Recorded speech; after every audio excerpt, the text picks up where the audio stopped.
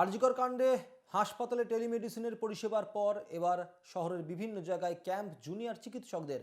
Kumortuli Esplanade crossing, ESI বেহালা, national medical NRS, SSKM এর বাইরে camp করে পরিষেবা দেবেন চিকিৎসকেরা। অভয়া টেলিমেডিসিন সার্ভিস এই পরিষেবার নাম দিয়েছে জুনিয়র চিকিৎসকেরা। প্রতিদিন সকাল 10টা থেকে বেলা 2টো পর্যন্ত এই পরিষেবা পাবেন রোগীরা। এই পরিষেবার জন্য চালু হয়েছে হেল্পলাইন নম্বরও।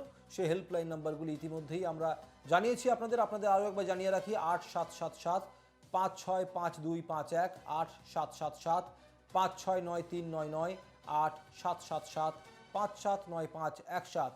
ফোন করে চিকিৎসকদের পরামর্শ নিতে পারবেন রোগীরা। এবং আজ থেকে শুরু হচ্ছে স্বাস্থ্য পরিষেবা জুনিয়র ডাক্তারদের তরফে।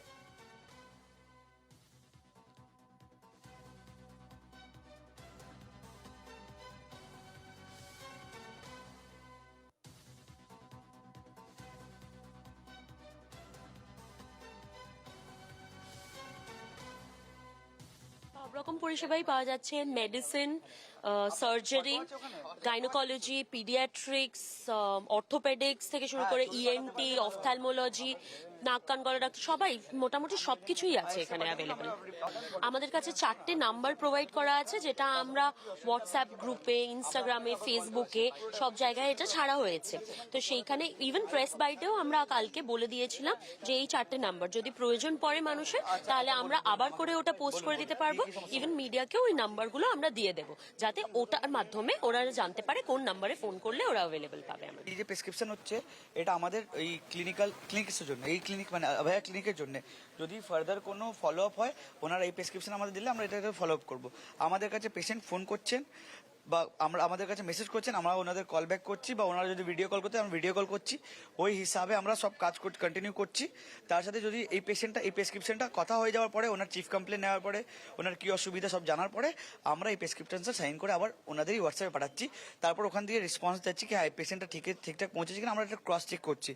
আর তার সাথে আমরা প্রত্যেকটা পেশেন্টের সাথে ভালো রেসপন্স পাচ্ছি, যেরকম প্রত্যেকটা পেশেন্টের আমার মানে প্রেসক্রিপশন পাঠানোর পরে ওরা আমাদের থ্যাংক ইউ জানাচ্ছে।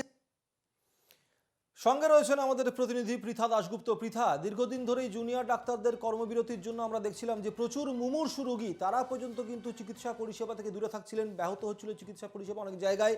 এবং তার পরিপ্রেক্ষিতে অভিযোগ উঠছিল যে আন্দোলনের জায়গায় কিন্তু ডাক্তাররা তারা চিকিৎসা পরিষেবা কেন দেবেন না। তারপর আমরা দেখলাম যে গতকাল টেলিমেডিসিন পরিষেবা চালু হলো এবং আজকে স্বাস্থ্য পরিষেবা চালু করেছেন জুনিয়র ডাক্তাররা, অর্থাৎ বুঝিয়ে দিলেন যে তারা কিন্তু রোগীদের পাশেই রয়েছেন। দেখো, জুনিয়র ডাক্তাররা যেটা নিয়ে কর্মবিরতি করছিল যে ন্যায় বিচার এবং তাদের নিরাপত্তা, অর্থাৎ 9 দফা দাবিতে তারা আমি এখন যেখানে দাঁড়িয়ে রয়েছে আরজিকরের যে প্রতিবাদী মঞ্চ, সেখানে তারা কিন্তু কর্মবিরতি চালাচ্ছিলেন। কিন্তু তাদের বিরুদ্ধে অভিযোগ উঠছিল যে তারা এই যে একটা স্বাস্থ্য পরিষেবা, তারা যদি চিকিৎসা না করেন, তারা যদি রোগী না দেখেন, সেক্ষেত্রে স্বাস্থ্য পরিষেবা কিন্তু ব্যাহত হচ্ছে। যদিও সিনিয়র চিকিৎসকরা কিন্তু বিভিন্ন সরকারি হাসপাতালে আমরা দেখেছি যে স্বাস্থ্য পরিষেবা যাতে স্বাভাবিক থাকে সেই চেষ্টা করছেন। আজকে থেকে গতকাল আমরা দেখেছি আরজিকরে টেলিমেডিসিন যে বিভাগ রয়েছে, সেখানে ভিডিও কলিং এর মাধ্যমে এই যে টেলিমেডিসিন ডিপার্টমেন্ট সেটা শুরু করেছেন জুনিয়র চিকিৎসকরা, এবং সেখানে তারা সাড়া পেয়েছেন, অর্থাৎ রোগীরা তাদের ভিডিও কলিং করছেন এবং যাদের যা অসুবিধা বলছেন, এবং যে প্রেসক্রিপশনটা দেওয়া রয়েছে সেই প্রেসক্রিপশনে লেখা রয়েছে তিলোত্তমা বিচার পাক। আর আজকে থেকে শহরের বিভিন্ন জায়গায়, অর্থাৎ শহরের 7টি জায়গায় জুনিয়র চিকিৎসকরাই তারা যাবেন এবং গিয়ে 10টা থেকে 2টো পর্যন্ত স্বাস্থ্য শিবির করবেন। এবং সেখানে যাদের যা সমস্যা, যে সমস্ত রোগী যে সমস্ত সমস্যা নিয়ে আসবেন, তাদেরকে দেখবেন এবং যে প্রেসক্রিপশন দেবেন সেই প্রেসক্রিপশনের ওপরে কিন্তু লেখা থাকবে তিলোত্তমা বিচার পাক। ফলত সবটা মিলিয়ে একদিকে যেরকম কুমোরটুলি এসএসকেএম হাসপাতালের একটি জায়গা রয়েছে, রানু ছায়া মঞ্চ রয়েছে, এসপ্ল্যানেড চত্বর, এই সমস্ত অর্থাৎ 7টি জায়গা মিলিয়ে জুনিয়র চিকিৎসকদের আজকে এই স্বাস্থ্য শিবির 10টা থেকে 2টো পর্যন্ত।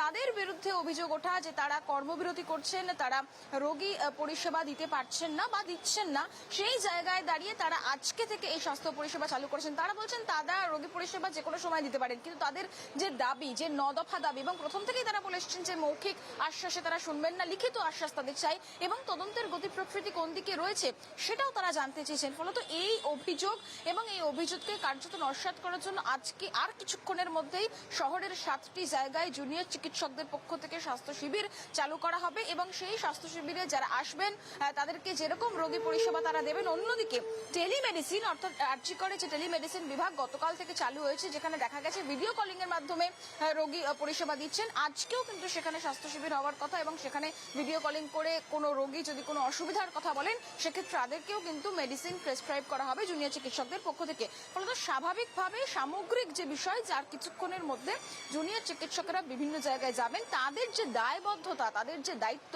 সেইটা তারা যে এড়াচ্ছেন না। তারা শুধুমাত্র তিলোত্তমার বিচারের দাবি এবং নিরাপত্তার দাবি সহ 9 দফা দাবিতে তাদের যে এই কর্মবিরতি সেটা চালাচ্ছেন, সেটা বোঝানোর জন্যই আজকে থেকে কিছুক্ষণ পরে 10টা থেকে 2টো পর্যন্ত জুনিয়র চিকিৎসকদের বিভিন্ন জায়গায় এই স্বাস্থ্য শিবির শুরু হবে। ধন্যবাদ পৃথা।